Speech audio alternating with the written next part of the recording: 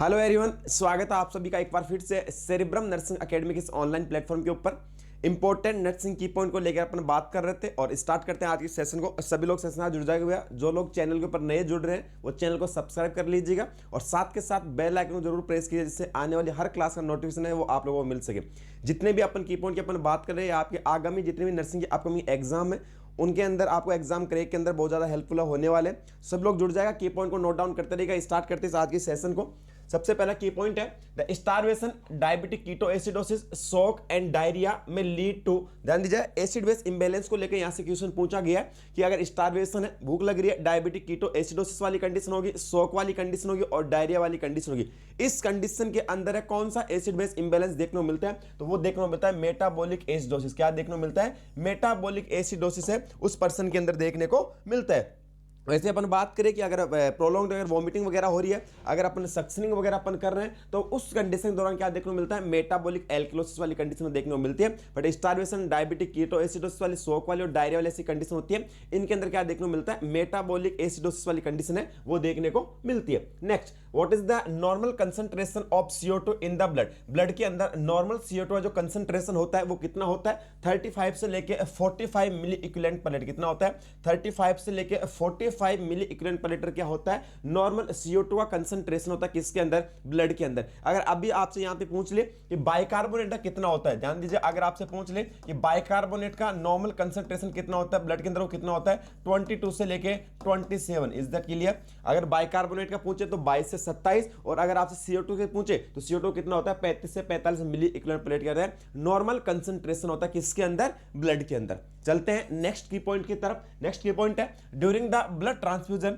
Blood transfusion दौरान if haemolytic reaction occur, धीरे blood transfusion चल रहा है और अगर हीमोलाइटिक रिएक्शन अगर उसके अंदर देखने को मिल रही है, the first nursing action will be, तो क्या होने वाला है? सबसे पहला काम टू स्टॉप द ट्रांसफ्यूजन। अगर कोई भी ड्यूरिंग ब्लड ट्रांसफ्यूजन कोई भी अगर एबनॉर्मल रिएक्शन होती है, ध्यान दीजिएगा, ड्यूरिंग द ब्लड ट्रांसफ्यूजन कोई भी अगर एबनॉर्मल रिएक्शन होती है, उस दौरान सबसे पहले जो नर्सिंग प्रायोरिटी होती है वो क्या होती है? जो ब्लड ट्रांसफ्यूजन चल रहा है उसको क्या करना होता है? अपने को स्टॉप है ये करना होता है। सबसे फर्स्ट प्रायोरिटी होती है to stop the transfusion. Next की पॉइंट तरफ बढ़ते हैं आगे। The rapid administration of blood containing citrate, ध्यान दीजिए, अगर ब्लड है उसके अंदर साइट्रेट एडेड है और उसका क्या कर दिया अपने? रैपिड एडमिनिस्ट्रेशन कर दिया, तो वो क्या कॉज करेगा? हाइपोकैल्सीमिया कॉज है वो करने वाला। Very very very very important, ध्यान दीजिएगा, ब्लड के अंदर साइट्रेट होता है और अगर रैपिड ट्रांसफ्यूजन अगर अपन कर दिए तो क्या कॉज कर सकता है? हाइपोकैल्सीमिया कॉज है वो कर सकता है। नेक्स्ट के point, the most important stage of the nursing process. Nursing process सबसे इंपॉर्टेंट स्टेज कौन सी होती है? तो वो होती है असेसमेंट। सबसे फर्स्ट फेज जो होती है वो भी कौन सी होती है? Assessment. First phase and important phase कौन सी होती है नर्सिंग प्रोसेस की? वो होती है भैया assessment. Is that clear?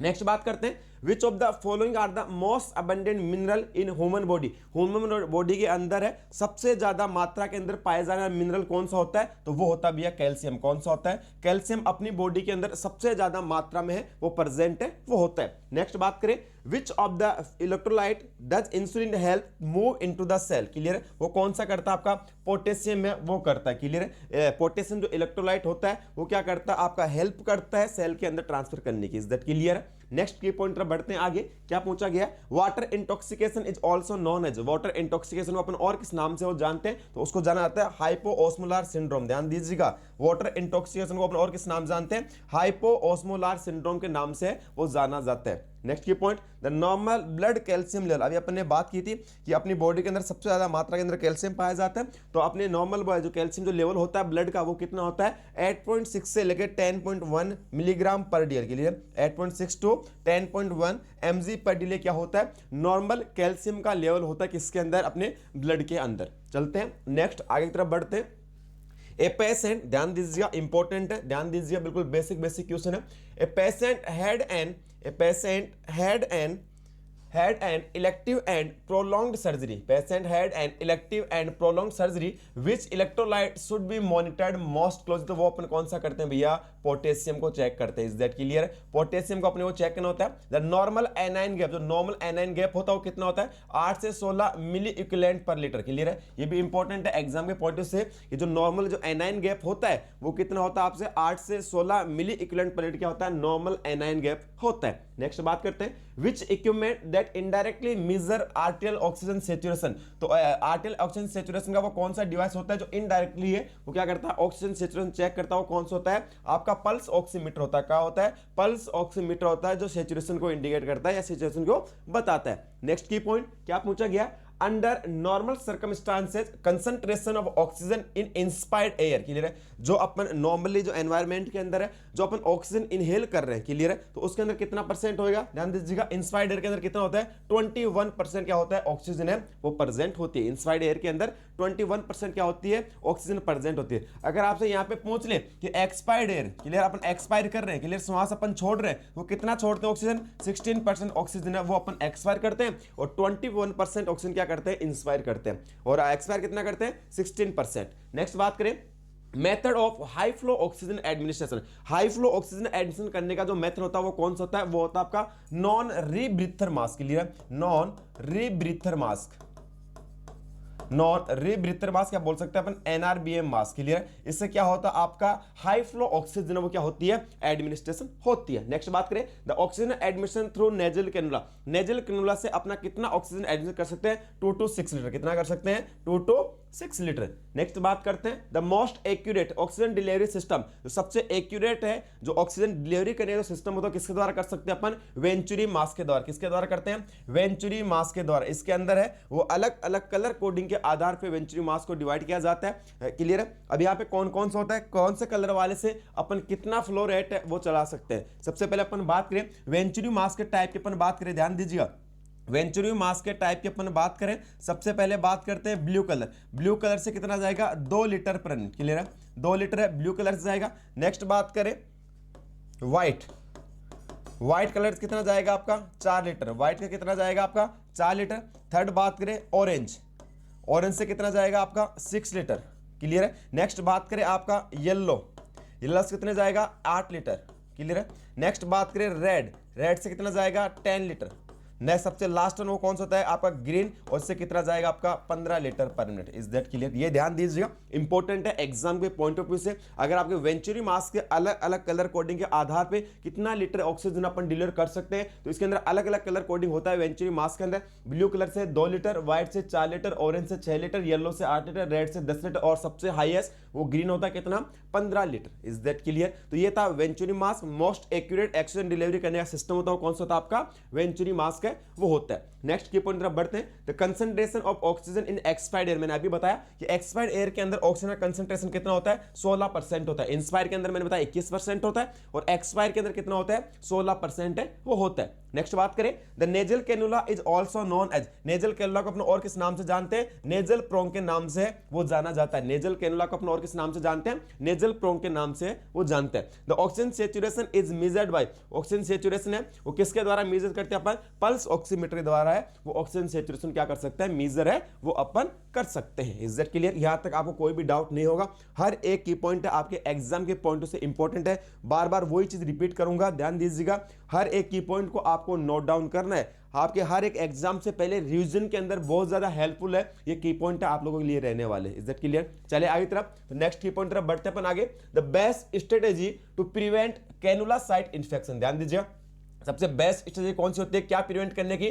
Cannula site infection की। तो वो क्या होगी आपकी? Use of hand hygiene and aseptic technique of insertion. बोल सकते हैं स्टेराइल टेक्निक, या बोल सकते हैं असेप्टिक टेक्निक अपने यूज करनी है, और यूज ऑफ अपना हैंड हाइजीन है वो अपने को रखना। बोल सकते हैं स्टेराइल टेक्निक अगर अपन यूज करेंगे तो क्या कर सकते हैं? कैनुला साइट इन्फेक्शन को अपन क्या कर सकते हैं? प्रिवेंट है वो कर सकते हैं। मतलब असेप्टिक टेक्निक है वो अपने को यूज है वो करनी है। नेक्स्ट की point, the most common venous access site in upper limb. जो मोस्ट कॉमन है वो वेन की साइट होती है अपर लिम्ब के अंदर। कौन सी वेन होती है? वो होती है आपकी बेसिलिक वेन। कौन सी होती है भैया? Basilic vein. Is that clear? Next बात करें the size of intravenous cannula for neonate, neonate के लिए जो इंट्राविनस कैनुला की जो साइज होती है वो कितनी होती है, तो कितनी होगी भैया 24 गेज, कितना होगा 24 गेज। Is that clear? इसके अलग अलग कलर कोडिंग के आधार पे जो कैनुला क्या होते हैं डिवाइड होते हैं, अलग अलग जो कैनुला होगा उसका अलग अलग कलर कोड अलग अलग क्या होगा गेज है वो होता है। क्लियर? नेक्स्ट अपन यहाँ पे अगर बात करें जानने की इनको कोशिश करें तो सबसे पहले बात करें यहाँ पे 14 गेज की। क्लियर है? यहाँ पे ध्यान दीजिएगा, नोट डाउन कीजिएगा,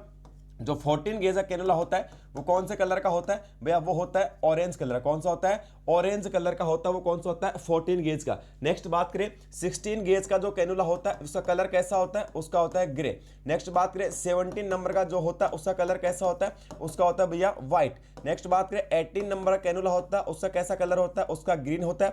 नेक्स्ट बात करें 20 नंबर का कलर कैसा होता है? उसका पिंक होता है। नेक्स्ट बात करें 22 का कैसा होता है? उसका ब्लू होता है।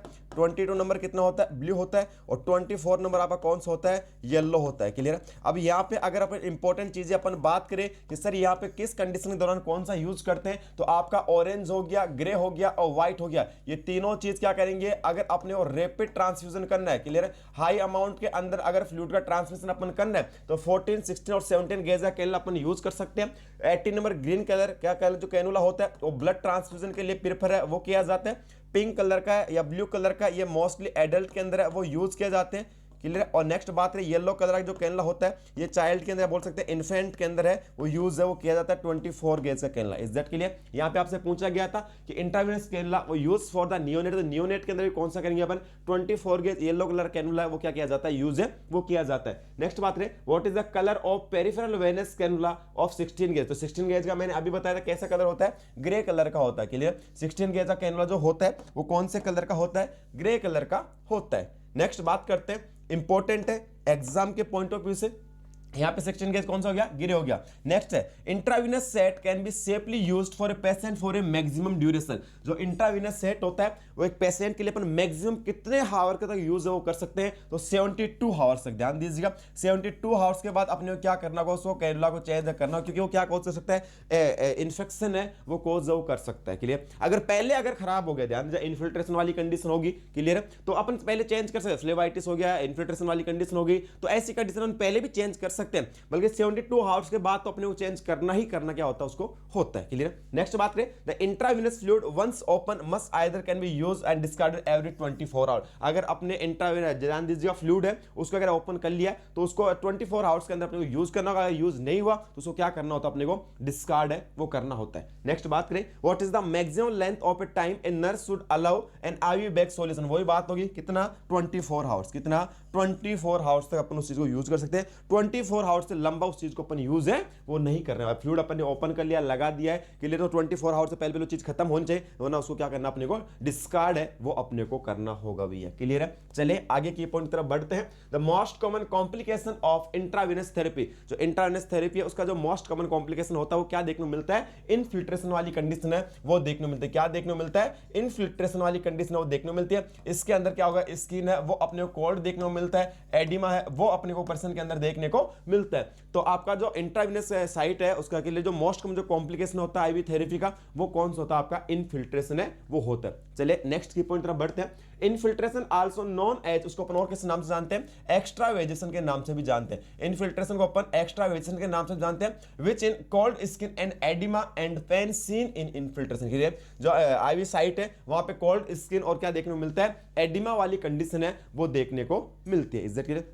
अगर वहां फ्लेवाइटिस हो गया, इन्फेक्शन हो गया, तो वहां पे कोल्ड की जगह क्या देखने को मिलती है? रेडनेस है वो अपने को देखने को मिलती है। कोल्ड की जगह वार्मनेस है वो अपने को देखने को मिलती है। नेक्स्ट बात करें for intravenous infusion the drip should be hanged at the height of, कितनी आप हाइट के ऊपर अपने को हैंग है वो अपने को करना होता है, तो बोल सकते हैं 18 इंच या बोल सकते हैं 45 सेंटीमीटर। क्लियर है?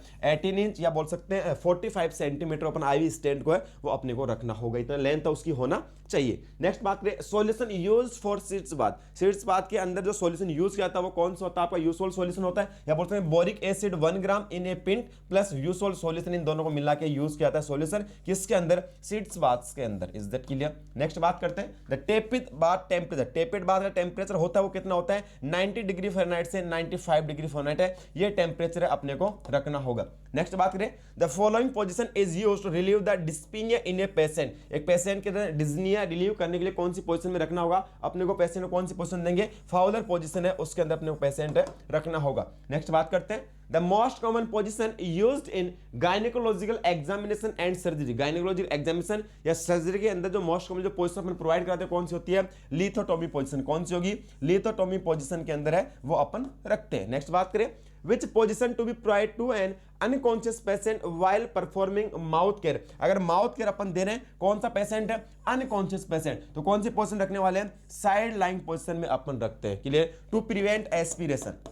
क्या कारण होता है, किसके लिए रखते हैं, साइड लाइन क्यों देंगे, टू प्रिवेंट द, जो अनकॉन्शियस है सुपाइन पोजीशन में रहा, माउथ केयर दे रहे हैं तो क्या करता है पर्सन है, एस्पिरेट वो कर सकता है। इसलिए अनकॉन्शियस पेशेंट को कैसे किस पोजीशन में अपन रखने वाले हैं, साइड लाइंग पोजीशन में वो अपन उसको रखते हैं। चलिए आगे की तरफ इसी कड़ी के अंदर नेक्स्ट की पॉइंट तरफ बढ़ते हैं। Which position is favourable for intravenous pyelography. Intravenous pyelography के लिए जो सुटेबल पोजीशन होती है वो कौन सी होती है आपकी, सुपाइन पोजीशन। कौन सी होगी, सुपाइन पोजीशन। पाइलोग्राफी मतलब क्या होगा, क्लियर है, x ray examination of urinary tract.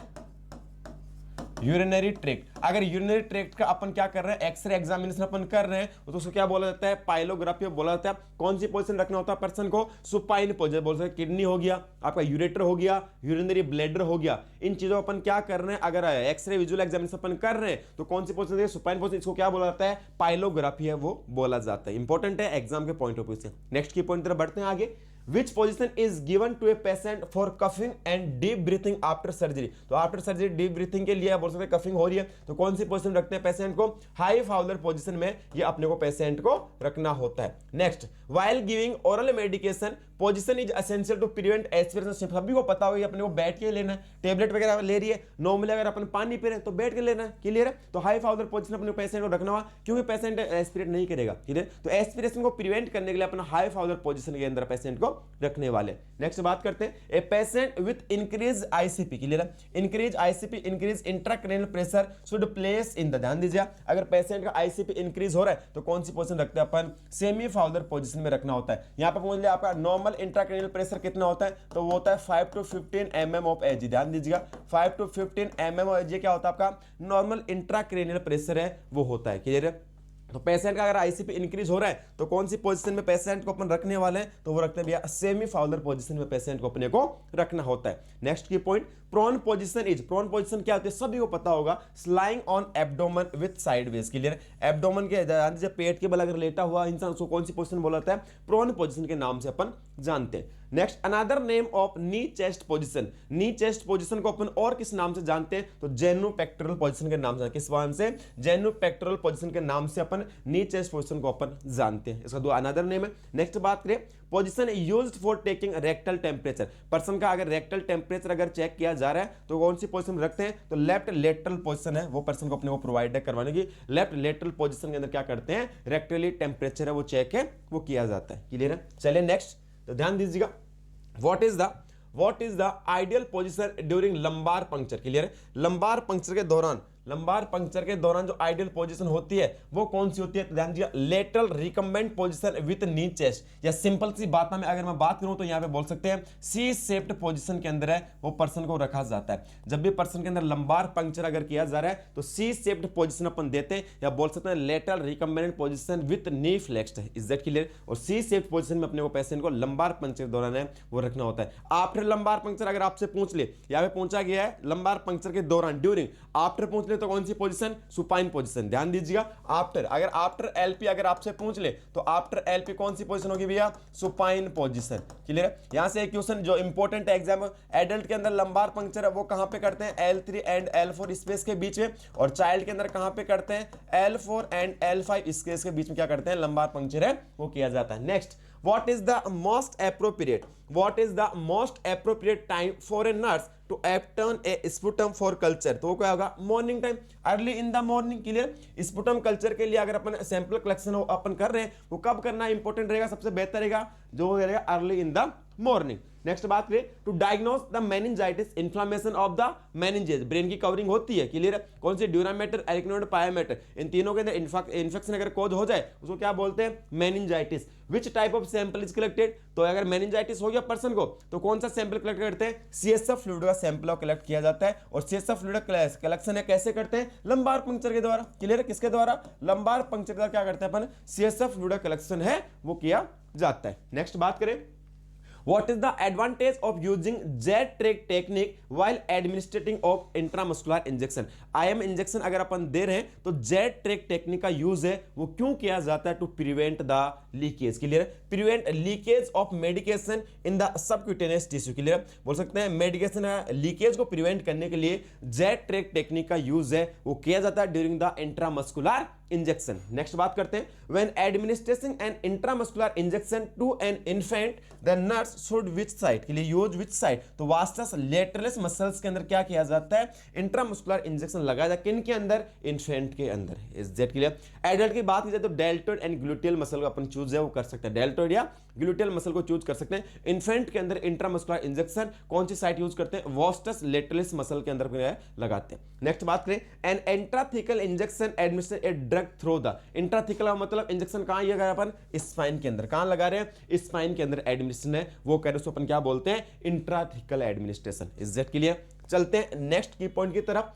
For IM injection, ध्यान दीजिएगा, for intramuscular injection the nurse should insert the needle into the muscle at an angle of, simple सी बात ये पूछ जा रही है कि इंट्रामस्कुलर इंजेक्शन अगर अपन लगा रहे हैं तो निडल को कितनी डिग्री के ऊपर इंसर्ट करते हैं, तो 90 डिग्री के ऊपर। सिंपल सा बेसिक सा क्वेश्चन, सभी को पता होता है ये चीज, क्लियर। बात करें यहाँ पे सबक्यूटेनियस कितनी डिग्री पे, तो 45 डिग्री पे, क्लियर। सबक्यूटेनियस कितना है आपका, 45 डिग्री पे। अगर सर इंट्राडर्मल हो गया तो आपका 10 से 15, अगर सर इंट्रावेनस हो गया तो 20 से 25। Is that clear. ये सिंपल क्वेश्चन आपके एग्जाम के पॉइंट से इंपॉर्टेंट है वो रहते हैं, क्लियर। पूछे आपका intramuscular 90 degree, subcutaneous 45 degree, intradermal 10 से 15 डिग्री और इंट्रावेनस 20 से 25 डिग्री। Is that clear.